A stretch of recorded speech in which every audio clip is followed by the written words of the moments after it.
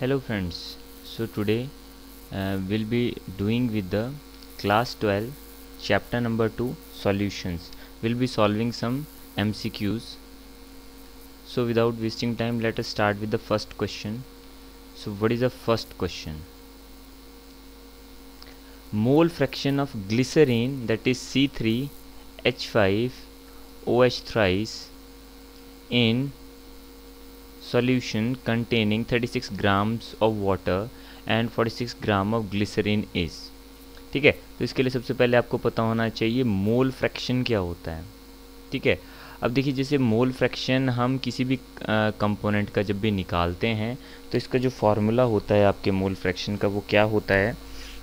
देखिए जब भी हम फार्मूले की बात करते हैं मोल फ्रैक्शन की, तो या तो हम मोल फ्रैक्शन आपके कंपोनेंट्स के लिए निकालते हैं, जैसे सॉल्यूशंस जो हैं, आपका चैप्टर सॉल्यूशन है तो उसमें हम हमेशा बाइनरी सॉल्यूशंस की बात करते हैं।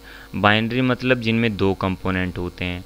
कंपोनेंट का मतलब क्या होता है कि आपका एक उसमें सॉल्यूट होता है और दूसरा सॉल्वेंट होता है। ठीक है, एक क्या होता है आपका सॉल्यूट, दूसरा सॉल्वेंट। ठीक है, तो यहाँ पर मैं आपको मोल फ्रैक्शन का जो है जल्दी से फॉर्मूला बता देता हूँ। ठीक है, मोल फ्रैक्शन का फॉर्मूला होता है number of moles of component upon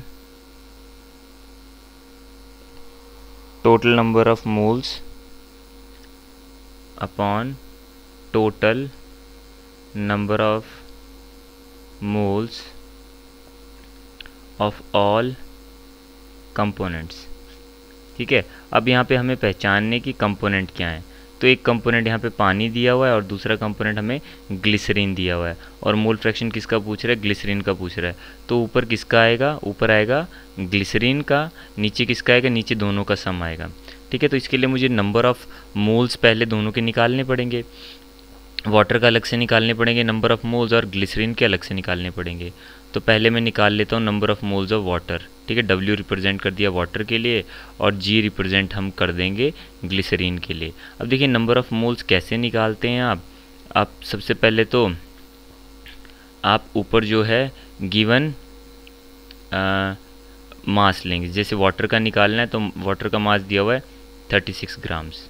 ठीक है, तो given mass divided by the molar मास।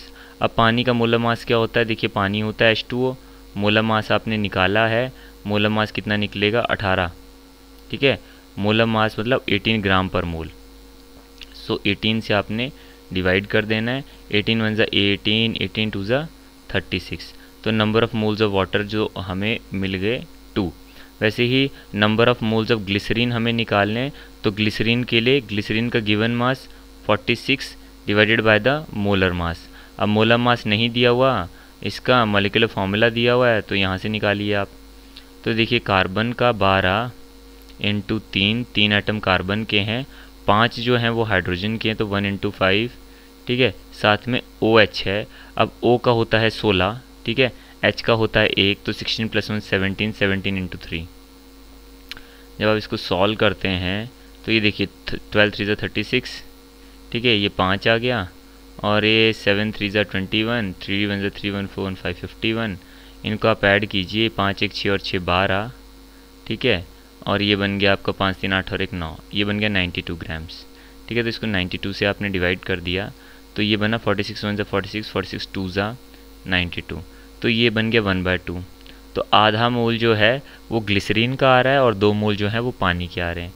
तो आपको क्या करना है, जब यहाँ पर आप नंबर ऑफ़ मोल्स निकाल रहे हैं, ठीक है, तो ये नंबर ऑफ़ मोल्स तो मैंने दिखा दिया आपको निकाल के।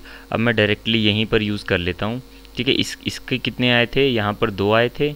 ठीक है, किसके, पानी के लिए, और ग्लिसरीन के लिए कितना आया था, हाफ निकाला था ना अभी हमने। तो बस अब देखिए यहाँ पे कंपोनेंट क्या है, कंपोनेंट यहाँ पे ग्लिसरीन है, तो आपने हाफ लिया ऊपर, divided by the total number of component. Total लेना मतलब 2 और आधा, 2 + हाफ कितना बनेगा, अगर इनको जोड़ दोगे तो 2 और 2 4 और 1 5, 5/2। ठीक है, 5/2 आ जाएगा। फिर डिवाइड करके 2 से 2 कैंसिल, तो 1/5 क्या बन जाएगा आपका, 0.2 बन जाएगा।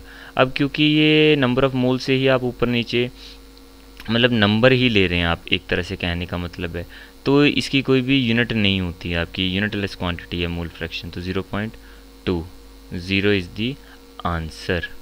ठीक है, सो अब चलते हैं आपका नेक्स्ट क्वेश्चन की तरफ। नेक्स्ट है आपका out of molality, molarity, formality and mole fraction those which are independent of temperature are. तो इसके लिए देखिए आपको सारे फार्मूले पता होने चाहिए। सबसे पहले मैं एक एक करके चलता हूँ। सबसे पहले लेते हैं मोलैलिटी के फार्मूले को। तो मोलैलिटी क्या होता है आपका, देखिए नंबर ऑफ़ मोल्स आपने किसके लेने होते हैं, सॉल्यूट के। ऊपर क्या आते हैं, number of moles of solute. कहाँ आएगा, ऊपर आएगा, divided by the mass of the solvent in KG, mass of solvent in KG. ठीक है, अब मैं आपको यहाँ पर एक चीज़ बता देना चाहता हूँ कि देखिए नीचे क्या आ रहा है, नीचे मास आ रहा है, ऊपर नंबर ऑफ़ मोल्स आ रहे हैं, और नंबर ऑफ़ मोल्स निकालने हों आपको तो कैसे निकालते हैं, ऊपर गिवन मास लेते हैं और डिवाइडेड बाय मोलर मास करते हैं, नीचे डिवाइडेड बाय द मोलर मास। ये अभी अभी मैंने आपको यूज़ करके भी दिखाया, ऊपर वाले न्यूमेरिकल में किस तरह से यूज़ करते हैं नंबर ऑफ़ मोल्स को निकालने के लिए। ठीक है, उसके बाद फॉर्मेलिटी में क्या आता है आपका, जो फॉर्मेलिटी है आपका, अब फॉर्मेलिटी क्या होता है, देखिए फॉर्मेलिटी भी आपका एक तरह से मोलैरिटी के बराबर ही होता है। तो इसके लिए पहले मुझे मोलैरिटी डिफ़ाइन करना पड़ेगा, तो मैं मोलैरिटी पहले डिफ़ाइन कर देता हूँ, देखिए आपके लिए। सो मोलैरिटी पहले डिफ़ाइन कर लेते हैं। अब मोलैरिटी क्या होते हैं, आपके number of moles of solute. ठीक है, देखिए इसमें भी MOL आता है, इसमें भी आपके मोलैलिटी में भी MOL आता है, आपकी मोलैरिटी में भी MOL आता है। तो देखिए दोनों में नंबर ऑफ़ मोल्स ही ऊपर आएंगे। ठीक है, ये इसको याद करने का तरीका होता है। ठीक है, अब यहाँ पर देखिए, यहाँ पर L आता है, मोलैलिटी है ये, और ये मोलैरिटी है। ठीक है, तो इसमें R आ रहा है, R। तो R के केस में आपने क्या करना है, आपने वॉल्यूम लेना है नीचे, वॉल्यूम ऑफ, ठीक है, नीचे आपने वॉल्यूम ऑफ द सॉल्यूशन लेना है लीटर्स में। ठीक है, सॉल्यूशन इन लीटर्स। ठीक है, अब देखिए मोलैरिटी में भी आ रहा था और नॉर्मेलिटी में भी आ रहा है। ठीक है, तो इन दोनों में नीचे वॉल्यूम ऑफ सॉल्यूशन लीटर में ही रहता है। अब बात करते हैं फॉर्मेलिटी की। तो फॉर्मेलिटी भी एक तरह की मोलैरिटी ही होती है, बट इसमें ये होता है कि आयनिक कंपाउंड के लिए निकलती है। अगर आयनिक कंपाउंड के लिए निकलती है तो जब आप नंबर ऑफ़ मोल्स निकालेंगे तो उस टाइम आप मोलर मास ना यूज़ करके आप क्या यूज़ कर लेंगे, आप फार्मूला मास यूज़ कर लेंगे। क्या यूज़ कर लेंगे, फार्मूला मास। ठीक है, सिंपल है। और मोल फ्रैक्शन तो आपको ऊपर बता ही दिया है फार्मूला, तो दोबारा बताने की ज़रूरत नहीं है। ठीक है, तो यहाँ पे बोला है कि इंडिपेंडेंट ऑफ टेम्परेचर के कौन कौन है। तो भाई देखिए फॉर्मेलिटी मोलैरिटी एक जैसी होती हैं, अभी आपको बताया। अब इसमें नीचे वॉल्यूम आता है, और जो वॉल्यूम जो है that is temperature dependent, volume temperature पे डिपेंड करती है। ठीक है ना, सॉलिड है, उसकी आपको उसने आपने उसको गर्म किया तो लिक्विड बन गया, उसकी वॉल्यूम बढ़ गई। लिक्विड को आप गर्म करें तो लिक्विड एक्सपैंड करता है, और बहुत ज़्यादा आप गर्म कर दें यानी इसको बॉईल कर दें तो जब वो लिक्विड से गैस बनेगा तो उसकी जो वॉल्यूम है बहुत ही ज़्यादा बढ़ जाएगी। बिल्कुल सेम वैसे ही हमने वॉल्यूम में टेम्परेचर डिपेंडेंट दिखाया है इसको, वैसे ही सेम फॉर्मेलिटी में भी होगा। तो ये दोनों तो टेम्परेचर क्या हो गए, डिपेंडेंट हो गए। इंडिपेंडेंट कौन है, अब देखिए नीचे भी मास आ रहा है और ऊपर नंबर ऑफ़ मोल्स के फॉर्मूले में भी मास ही आता है। ठीक है, तो ये क्या है आपका, ये एक तरह के टेम्परेचर इंडिपेंडेंट है, ये भी और ये भी। तो यहाँ पर आंसर के तौर पे आपका M और X जो है वो टेम्परेचर इंडिपेंडेंट है, यानी मोलैलिटी एंड मोल फ्रैक्शन। उसके बाद चलिए आपका थर्ड क्वेश्चन की तरफ चलते हैं। Question number third. So osmotic pressure of a solution is 0.0821 atmosphere at a temperature of 300 Kelvin. The concentration in moles per liter will be। अगर आपने 11th क्लास में जो है आइडल गैस इक्वेशन पढ़ी हुई है ना, आइडल गैस इक्वेशन में हम क्या यूज़ करते हैं, हम यूज़ करते हैं ना PV is equal to NRT। तो बिल्कुल सेम वैसी ही इक्वेशन जो होती है वो आपकी ऑस्मोटिक प्रेशर के लिए भी हम यूज़ करते हैं। बस डिफरेंस इतना होता है कि वहाँ पर हम बस PV is equal to NRT लेते हैं और यहाँ पर हम pi V is equal to NRT ले लेते हैं, क्योंकि ये आपकी कौन सी इक्वेशन होती है, ये हो गया आपका वेंट ऑफ इक्वेशन, आप इसको बोल देते हैं। ठीक है, फिर जब आप पाई को निकालेंगे तो पाई क्या हो जाएगा आपका n/v RT। ठीक है, यहाँ पर R जो होता है वो गैस कांस्टेंट की तरह ही होता है। जैसे इसको अगर आप कंपेयर करें ना इस इक्वेशन के साथ, PV = nRT। अगर आप लोगों ने 11th क्लास में थर्मोडायनेमिक्स पढ़ा है और आपको याद है तो आइडियल गैस इक्वेशन आपको याद होगी।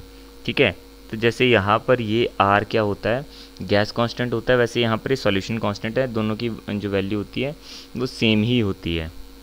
ठीक है, तो यहाँ पर अब हम क्या करने वाले हैं, अब हम पाई हमें दिया हुआ है, बिल्कुल दिया हुआ है, और हमें टेम्परेचर भी दिया है।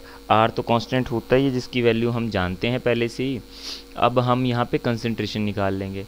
कंसंट्रेशन मोल्स पर लीटर में निकालना है। देखिए इसको हम रिप्रेजेंट करते हैं कंसंट्रेशन सी के साथ, तो यानी सी की वैल्यू पूछी जा रही है। तो सी की वैल्यू क्या हो जाएगी, सी की वैल्यू हो जाएगी आपकी पाई डिवाइडेड बाय RT। ठीक है, अब पाई को रखा हमने 0.0821। ठीक है, दैट इज़ द एटमॉस्फेयर। ठीक है, नीचे टेम्परेचर को मैंने डाल दिया 300 केल्विन। ठीक है, अब मैं पुट कर लेता हूँ यहाँ पे गैस कांस्टेंट की वैल्यू, मतलब गैस कांस्टेंट नहीं, solution constant, but gas constant की तरह की ही वैल्यू होती है इसकी। अब इसको एटमॉस्फेयर में रखना है तो ये बन जाता है आपका 0.0821, 0.0821। ठीक है, साथ में ये है आपका लीटर एटमॉस्फेयर पर केल्विन पर मोल। लीटर्स एटमॉस्फेयर पर केल्विन मतलब पर केल्विन, और पर केल्विन को आप केल्विन इन्वर्स मोल इन्वर्स भी लिख सकते हो। ठीक है, फिर यहाँ पर देखिए एटमॉस्फेयर से मैंने एटमॉस्फेयर को कट कर दिया। अब देखिए केल्विन इन्वर्स मोल इन्वर्स है तो इसको आप ऊपर यू कैन मल्टीप्लाई। ठीक है, क्योंकि नीचे से ऊपर चले जाएंगे केल्विन भी और मोल भी, ये दोनों ही ऊपर चले जाएंगे, तो इनको मैंने यहाँ से काट दिया, ऊपर ले गया मैं। ठीक है, तो केल्विन से केल्विन भी कट गया, अब ऊपर मोल आ गया और नीचे लीटर आ गया। ठीक है, तो यानी number of moles per litre, उसी को तो आप मोलैरिटी बोलते हैं। ठीक है, तो आपकी मोलैरिटी आ गई, या तो आप मोल पर लीटर लिख दीजिए, वो आपकी मर्ज़ी है, या फिर आप कैपिटल M में लिखना चाहते हो तो वो भी आपका आंसर सही माना जाएगा। ठीक है, तो इसको आपने जब सॉल्व करना है तो इसको सॉल्व करते ही आपको आपका आंसर मिल जाएगा। ठीक है, इसको इस साथ इसको कैंसिल कर दिया। फिर ये तो है आपका 2 0 हैं तो ऊपर जाके 10⁻⁻² बन गया। ठीक है, और 1/3 उसको आपने डिवाइड किया तो 0.33 आंसर आ गया आपका। ठीक है, या मोर एक्यूरेटली इन्होंने तो 0.3 तक ही लिया तो हम भी 3 तक ही ले लेंगे। ठीक है, बट अगर और एक्यूरेटली आप निकालना चाहते हैं तो 3 3 3 3 ऐसे करके आगे चलता रहेगा। तो वैसे ही अब क्वेश्चन नंबर 4 देखिए। ठीक है, क्वेश्चन नंबर 4 है आपका, people add sodium chloride to water while boiling egg, this is to, देखिए this is to increase the boiling point. ये तो सिंपल है, क्योंकि देखिए यहाँ पर जब आप कॉलिगेटिव प्रॉपर्टीज़ पढ़ते हैं तो देखिए कॉलिगेटिव प्रॉपर्टीज़ ही आपकी मेन है। तो कितनी तरह की कॉलिगेटिव प्रॉपर्टीज़ होती हैं आपको ध्यान रखना है। कॉलिगेटिव प्रॉपर्टीज़ होती हैं 4 तरह की। ठीक है, कौन कौन सी होती हैं, जो पहली कॉलिगेटिव प्रॉपर्टी हमारी आती है that is the relative lowering of the vapour pressure. यानी जब भी आप कोई सॉल्यूट डालते हैं सॉल्यूशन में, ठीक है, सॉल्यूट कैसा हो, सॉल्यूट हो आपका एक नॉन वोलेटाइल। सॉल्यूट अगर नॉन वोलेटाइल है, अगर वो आपने डाल दिया तो उसकी वजह से आपका क्या हो जाएगा, आपका वेपर प्रेशर जो है उस पर्टिकुलर सॉल्यूशन का वो घट जाएगा। उसी को हम क्या बोल देते हैं, उसी को हमने कह दिया है the relative lowering of the vapour pressure. ठीक है, पहला टॉपिक है आपका ये रिलेटिव लोअरिंग। तो ये सभी कॉलिगेटिव प्रॉपर्टीज़ क्या होती हैं, जो कि आपके number of atoms of solute पे डिपेंड करती हैं। Number of atoms of solute या पार्टिकल्स ऑफ सॉल्यूट आप बोल सकते हो। नंबर ऑफ़ एटम ले लीजिए, या पार्टिकल भी बोल सकते हो, पार्टिकल ऑफ सॉल्यूट, या आप ये भी बोल सकते हो कि number of moles of solute पे डिपेंड करती हैं। ठीक, कुछ भी आप लेकर चल सकते हो, या कई बार हम मोल फ्रैक्शन भी यूज़ कर लेते हैं, बट ये ठीक रहेगा, number of particles of solute पे डिपेंड करती हैं। तो पहला है relative lowering of the vapour pressure. तो इसमें क्या पढ़ा आपने कि अगर आप सॉल्यूट का अमाउंट बढ़ा देंगे तो वहाँ पर सॉल्यूशन का वेपर प्रेशर घट जाएगा। दूसरा पॉइंट होता है यहाँ पे ऑस्मोटिक प्रेशर। ठीक है, ऑस्मोटिक प्रेशर जो है वो भी डिपेंड करता है, ठीक है। तीसरा जो पॉइंट आता है यहाँ पर आपका, थर्ड पॉइंट जो है वो आएगा आपका एलिवेशन इन बॉइलिंग पॉइंट, ठीक है। और वैसे ही चौथा आता है आपका एलिवेशन इन बॉइलिंग पॉइंट, और चौथा आता है आपका डिप्रेशन इन फ्रीजिंग पॉइंट।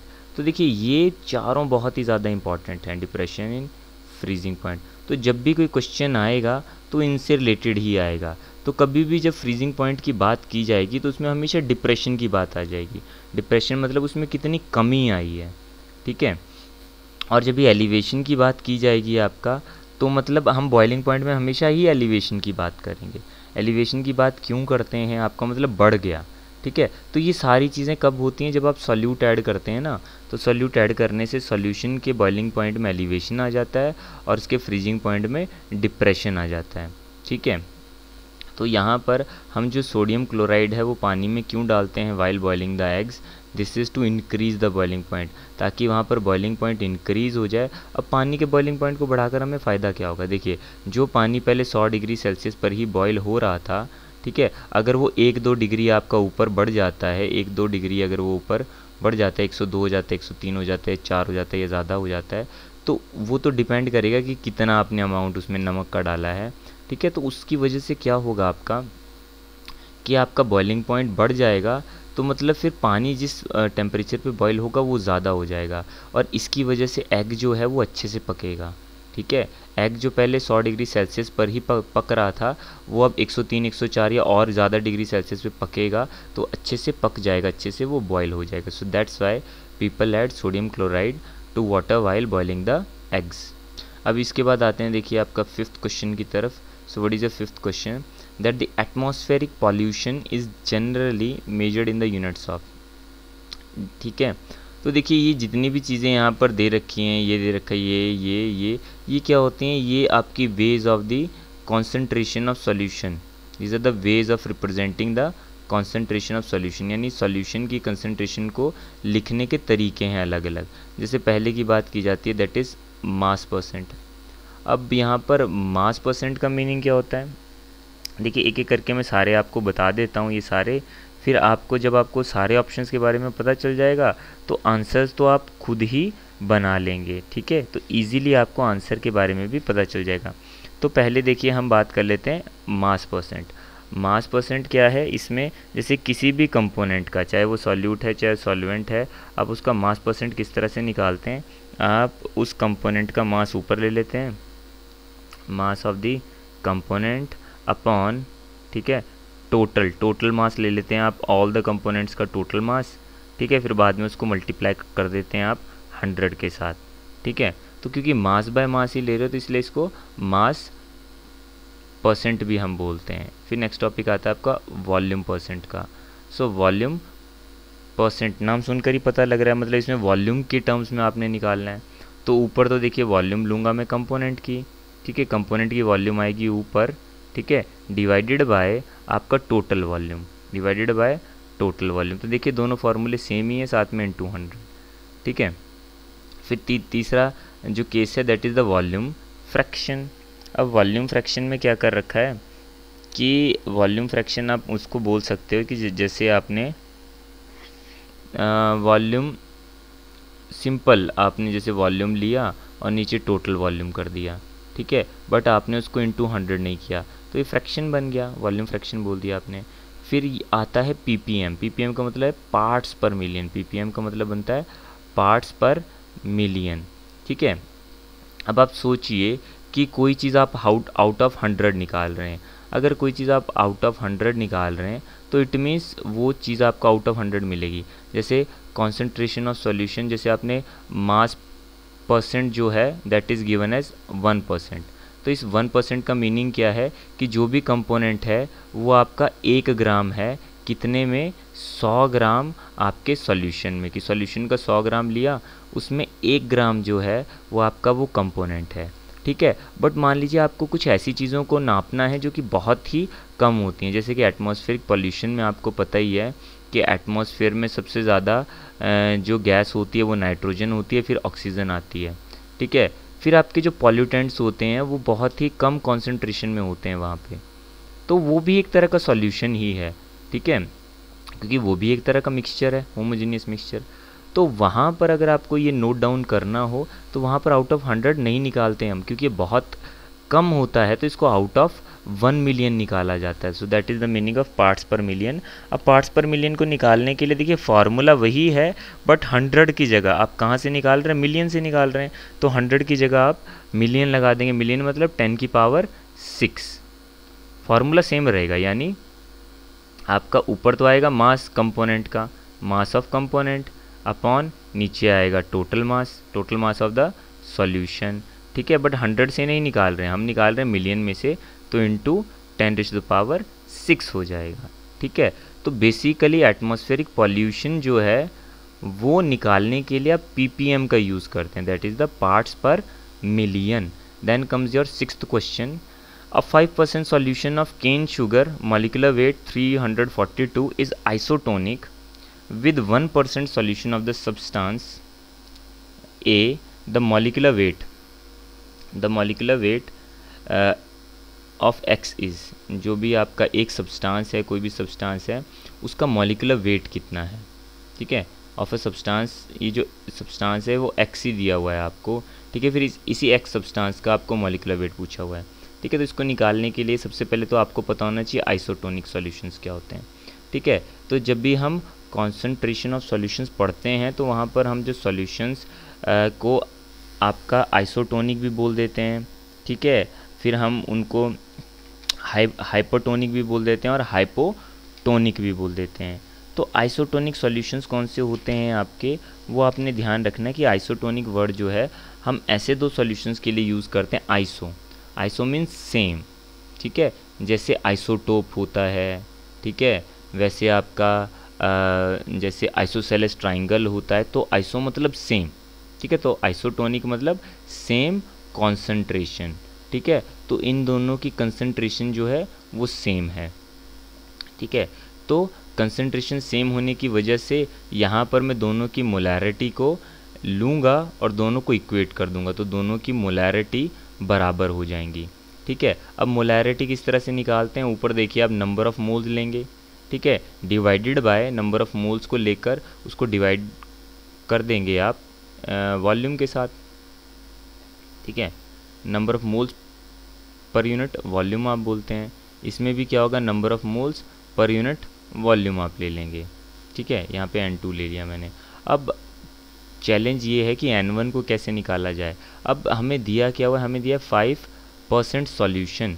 इसका मतलब क्या है कि अब आपका सॉल्यूट क्या है, यहाँ पे केन शुगर है तो 5 ग्राम मान लिया, मान लीजिए 5 ग्राम आपका केन शुगर है, ठीक है। अब वो सॉल्यूशन उसका बनाया है तो कितने में होगा, वो 5% का मीनिंग है कि 5 ग्राम है आपका 100 ml सॉल्यूशन में, ठीक है। तो सॉल्यूशन हमने 100 ml ले लिया। अब ml को अगर आप चेंज करोगे तो ml किस चीज़ में चेंज हो जाएगा, अगर लीटर में हमें, क्योंकि ये जो वॉल्यूम होती है ना नीचे, ये हमेशा हम लीटर में यूज़ करते हैं, तो 100 ml को आपने चेंज किया तो 100 को आपने डिवाइड कर दिया 1000 के साथ, तो ये कितना आ गया, 0.1 लीटर बन गया, ठीक है। तो दोनों का आपका, इसका तो आपका 5 ग्राम है 0.1 लीटर में, और इसमें दिया है 1% of the solution of substance X। तो सब्सटेंस X क्या है, वो 1 ग्राम है, कितने में आपका 0.1 लीटर में, ठीक है। अब बात आ जाती है कि दोनों के नंबर ऑफ़ मोल्स निकालने हैं, तो नंबर ऑफ़ मोल्स का फॉर्मूला क्या होता है आपका, गिवन मास लेना है divided by the molar mass, given mass divided by the molar mass. अब गिवन मास यहाँ पर तो देखिए केन शुगर का दे रखा है 5 gram divided by the molar मास मतलब आपका मॉलिक्यूलर वेट के बराबर होगा, यानी 342 ग्राम्स।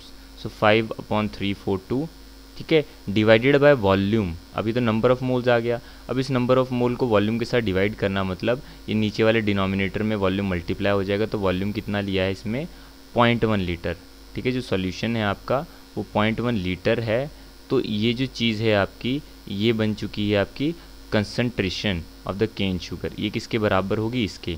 इसमें भी ऐसे ही करना है, यहाँ पर ऊपर 5 लिया तो यहाँ पर तो 1 ग्राम है इसका, इसमें 1 ग्राम लेंगे, ठीक है। Divided by number of moles बनाने के लिए इसको डिवाइड करना पड़ेगा इसके मॉलिक्यूलर वेट से या मोलर मास से। अब इसका मोलर मास लेंगे यानी मॉलिक्यूलर वेट, ठीक है।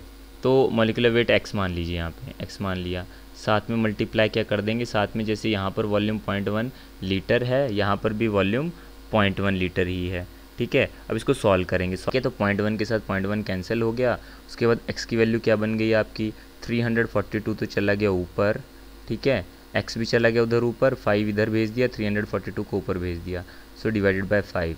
आफ्टर कैंसिलिंग विल गेट 5 1 ज़ा 5, 5 6 ज़ा 30, फिर यहाँ से 4 आगे चला गया तो वो 5 8 ज़ा 40 कर दिया, फिर 2 बच गया, फिर पॉइंट लगाया तो वो 20 बन गया, सो 5 4 ज़ा 20। तो आपको जो मॉलिक्यूलर वेट मिल गया x का, या मॉलिक्यूलर मास मिला है, वो मिल गया 68.4। So that is the solution.